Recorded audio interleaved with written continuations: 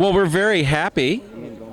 We're very happy to be talking to Bruce Reitherman, the original Christopher Robin. Now tell me, what long, convoluted audition process did you have to go through to get the coveted role of Christopher Robin in the original Winnie the Pooh? Well, it did involve a couch, but it was the one we had at home where I was hanging out as a 9-year-old kid. My dad came home one afternoon and said, we need a voice for Christopher Robin.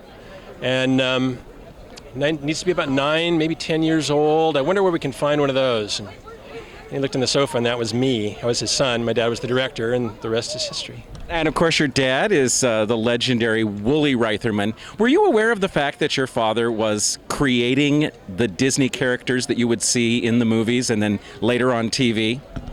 Yes. I mean, we came down to the studio quite a bit as kids. He would bring us down on weekends, and we'd rummage around in the cells, the animation drawings, and the work in progress. We'd even be brought in sometimes to the sweat box, as it was called, the projection room, where they would show different cuts of the film as they progressed.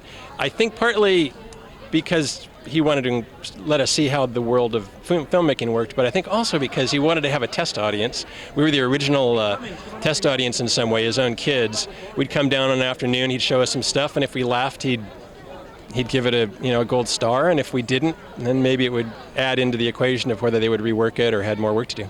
And of course, you bring up Walt Disney, and we are a website of Disney fans.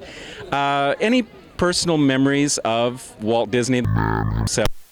Well, I was very young, even at the time that, by the time he passed away, I was only 12. So it wasn't like we hung out a whole lot and traded stories of adventures.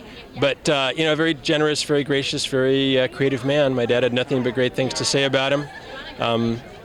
I think in many ways he's acknowledged for the creative talent he had, but the courage he had as an entrepreneur and as a man who sort of made a place for animation in a world where it didn't exist before that is really something very special.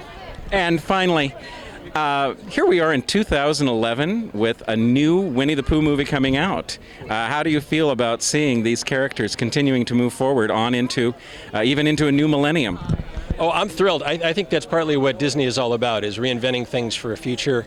I think if my dad were here now, he would be all about what's happening tomorrow, not what happened in the past.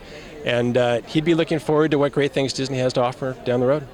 Okay, well, thanks so much for stopping and talking with us, and enjoy the film. Okay, thank you very much. You ready?